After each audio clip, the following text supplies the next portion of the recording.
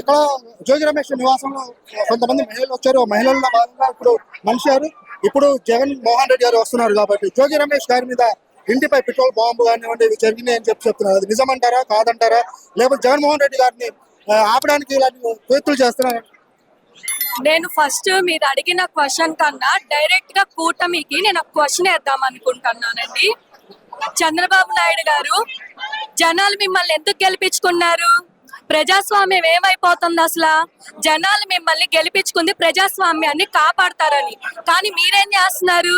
మీరేదో ఇళ్ల మీద బాంబులు వేసేస్తారనేసి, జనాల్ని అరెస్ట్ చేపిస్తారనేసి జనాలు మిమ్మల్ని గెలిపించుకోలేదు.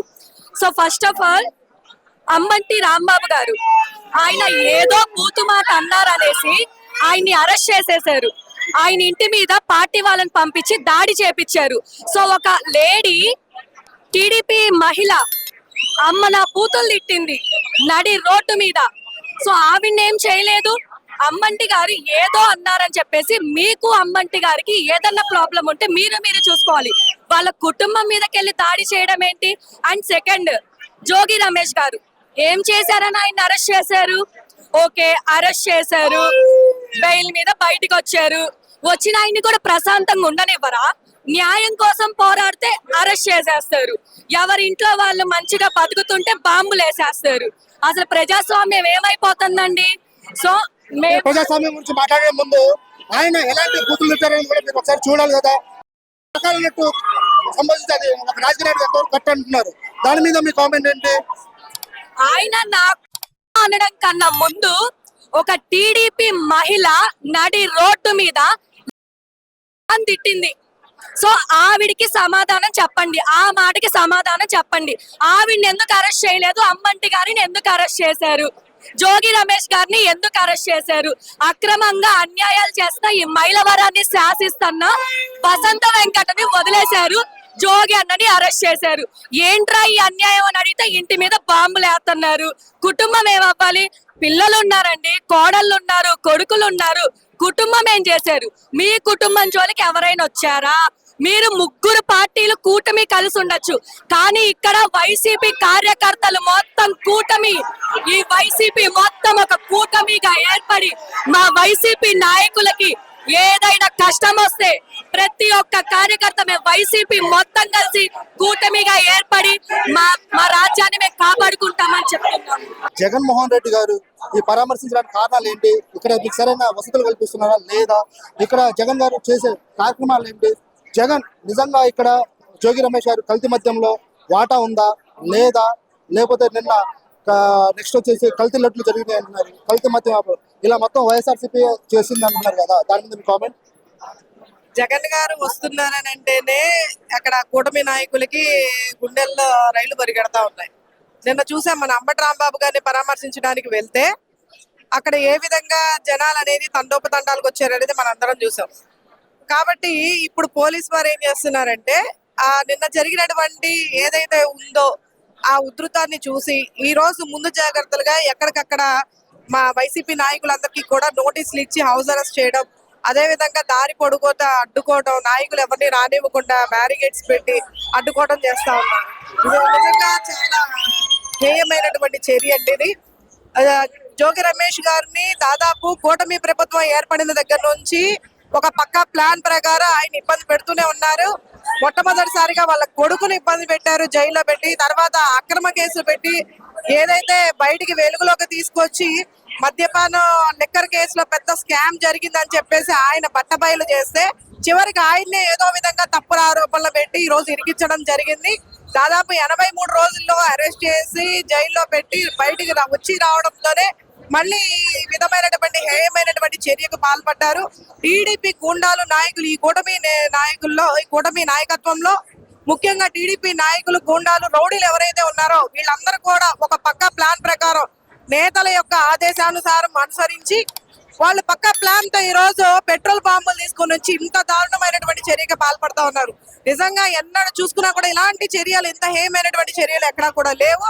ఎందుకంటే గతానికి వెళ్ళినా సరే మన ఏదైతే బీహార్, ఆఫ్ఘనిస్తాన్, బంగ్లాదేశ్, పాకిస్తాన్ లో జరిగేటటువంటి అల్లర్లు, దాడులు, పేలుళ్ళు ఏవైతే ఉన్నాయో ఈ రోజు ఆంధ్రప్రదేశ్ రాష్ట్రంలో ప్రతి ఒక్కరు కూడా కళ్ళారా చూస్తా ఉన్నారు. ఇంత దారుణంగా ఇంటి మీదకి వచ్చి పెట్రోల్ బాంబులు వేసేటటువంటి మారణాయుధాలతో బాంబులతో దాడి చేస్తున్నారంటే వాళ్ళ యొక్క ఆలోచన తీరు ఏ విధంగా ఉందనేది ఒకసారి ప్రజలందరూ కూడా ఆలోచించాలి.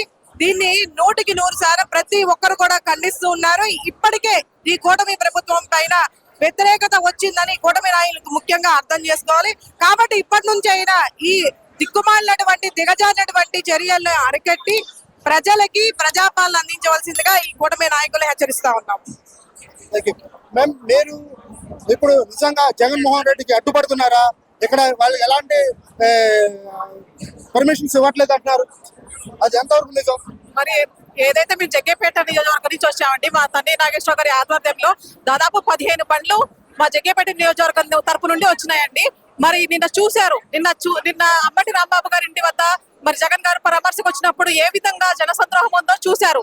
మరి దాన్ని అరకట్టేందుకే మరి ప్రతి చోట కూడా ఆంక్షలు విధిస్తూ ప్రతి అడుగున పోలీసులు సెక్యూరిటీ మధ్య ఎక్కడో బండ్లని స్ట్రైట్ ఫార్వర్డ్ గా రాకుండా చుట్టూ తిప్పొచ్చేసి అక్కడ ఘాటి దగ్గర బండ్లు ఆపి అక్కడి నుంచి నడుచుకుంటూ వచ్చాం. కానీ ఇక్కడికి వచ్చిన ప్రతి ఒక్క కార్యకర్త కూడా ఏ మాత్రం భయపడకుండా మేమంతా పోలీసులతో ఎటువంటి వాగ్విధానం చేయలేదు. మమ్మల్ని వదిలిపెట్టండి, మేము వెళ్ళాలి అని చెప్పేసి ఎక్కడైతే వాళ్ళు ఏ ఆంక్షలు అయితే విధించారో ఆ ఆంక్షల ద్వారానే మేము వచ్చేసి అక్కడ నుంచి నడుచుకుంటూ వచ్చామండి. ఇక్కడ ఏ కార్యకర్త భయపడడు, ఏ నాయకుడు భయపడకుండా మనం ఇక్కడ జగన్మోహన్ రెడ్డి గారి కోసం వచ్చామండి. ఓకే, మీరు జగన్మోహన్ రెడ్డి గారి కోసం వచ్చామంటున్నారు.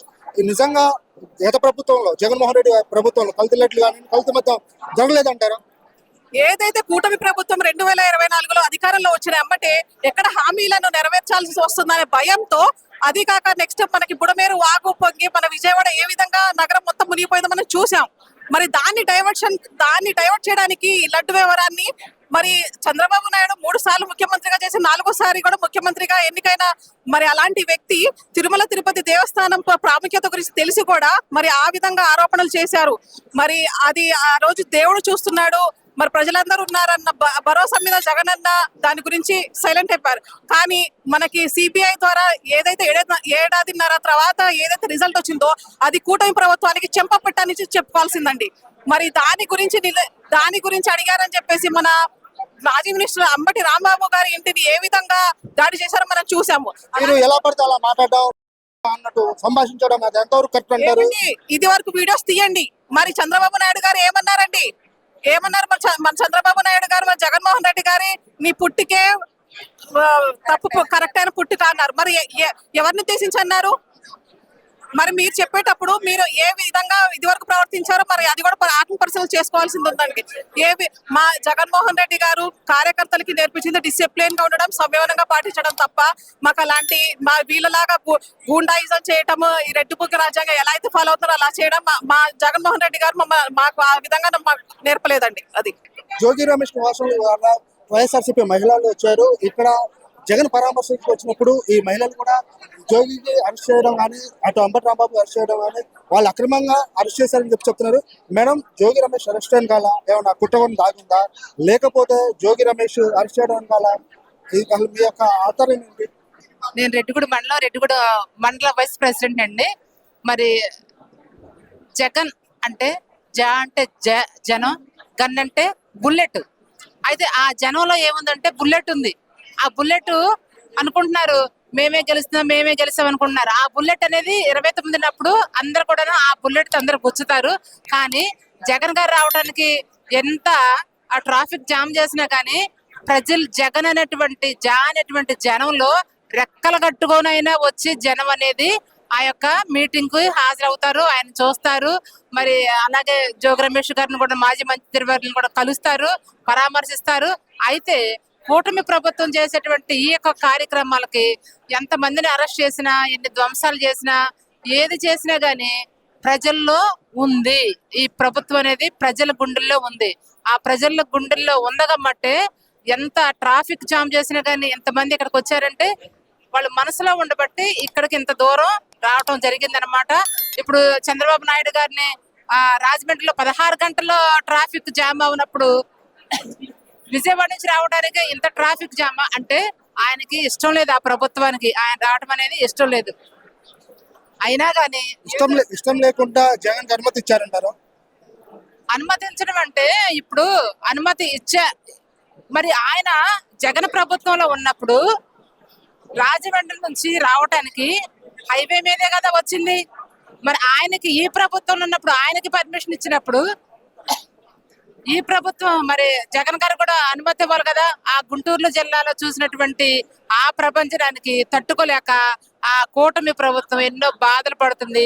రాబోయే తరంలో ఈ జగన్ ప్రభుత్వమే గెలుస్తుందని ఇప్పటి నుంచే వాళ్ళు బాధలు పడుకుంటూ జనాన్ని రానివ్వకుండా అలాగా ఆఫ్ చేయడం అనేది జరుగుతుంది. ఎంతమంది జనం ఆఫ్ చేసినా ఎవరు ఆఫ్ చేసినా గానీ రాబోయే 29వ సంవత్సరంలో జగన్ ప్రభుత్వం గెలవటం మాత్రం ఖాయం. మేము మీరు జోగి రమేష్ అరెస్ట్ గల కుట్రకోణం దాగి ఉందంటారా?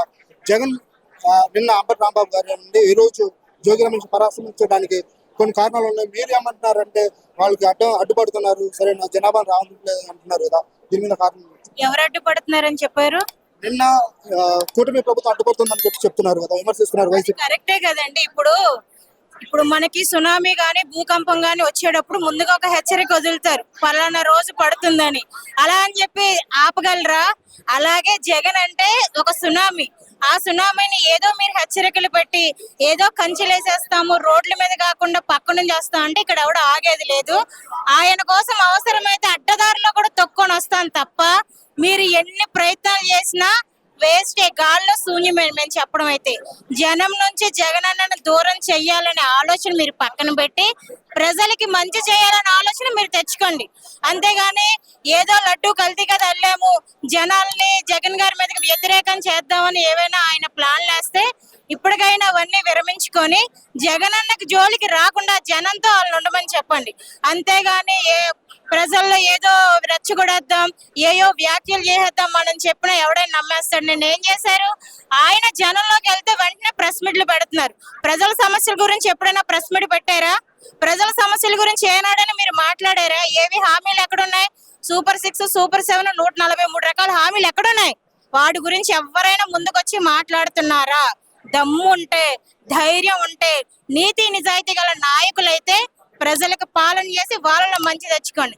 దద్దమ్మల్లాగా చేతకాని వాళ్ళలాగా జగన్ అన్నని ఏదో చేయాలి, జనాలు దూరం చేయాలంటే మీ కర్మ. మీరు తిరుపతి మెట్లు కాదు కదా, తిరుపతి గుడి కడిగినా ఫలితం ఉండదు. ఇప్పుడు చెప్పండి, నిజంగా జోగి రమేష్ గారి మీద దాడి చేయడానికి ఎలాంటి కారణాలు ఏంటంటే? జోగి రమేష్ గారు ఎక్కడ అన్యాయం జరుగుతుందో అక్కడ ముందుకు వచ్చి ఆయన ప్రశ్నిస్తారండి. అదే మెయిన్ ప్రాబ్లం. వాళ్ళకి ఏంటంటే వాళ్ళు ఏం అన్యాయాలు చేసినా ఎవరు కూడా ఏమి అడగకూడదు. ముగ్గురు ఒకటైపోయారు, దొంగలు ఊరు పంచుకున్నట్టు. కుటుంబాలు ఏమైపోతున్నాయని కూడా ఆలోచించుకోకుండా ఇంటి మీద పెట్రోల్ బాంబులు వేసి అసలు ఆ కుటుంబం ఏమైపోతుందని కూడా ఆలోచన లేదు. ఆయన ఎన్ని రోజులు జైల్లో ఉంచారు? ఆయన్ని 3 నెలలుగా ఆయన బయటికి రానిపోకుండా జైల్లో ఉంచి అక్రమ కేసులు పెట్టి బయటకు వచ్చినా కూడా ఆయన మనశ్శాంతిగా ఉండనివ్వట్లేదు. ఎందుకంటే అన్యాయాన్ని ప్రశ్నిస్తున్నారు కాబట్టి. మెయిన్ అదే, ఎవరు ఏం అడగకూడదు. వాళ్ళని అడిగే వాళ్ళ మీద బాంబులు దాడి చేస్తారు మెయిన్. ఇప్పుడు నిజంగా ఆయన కల్తీ మద్యంలో వ్యవహారంలో ఆయనకు సంబంధం లేదంటారా? ముమ్మాటికి లేదు. ఉంటే ఆయన టెస్టులు అన్ని టెస్టులు చేసుకోమని ముందుకు వచ్చారు కదా ధైర్యంగా. ఆ టెస్టులు చేసుకోకుండా అవన్నీ ఆపేసి అక్రమ కేసు పెట్టి లోపలేయడం ఎందుకు? భయం. ఎక్కడ టెస్టులు చేస్తే మీరు బయటపడతారో అన్న భయం. అందుకనే మీరు జైల్లో పెట్టించారు. మీరు నిజాయితీగా ముందుకు రారు, అక్రమ కేసులు పెట్టి బంధిస్తారు. ప్రజలు ముందుకు వస్తే వాళ్ళని బంధిస్తారు. ఏంటండి మీరు చేస్తున్న పాలన? ఇన్ని సంవత్సరాలు 2 సంవత్సరాలు ఏం చేశారు? ప్రజలకైనా ఒక్క పథకమైనా ఇచ్చారా? ఎక్కడ చూసినా అక్రమ కేసులు, అరెస్టులు. ఇదే మీరు చేస్తున్న పరిపాలన. ఇంత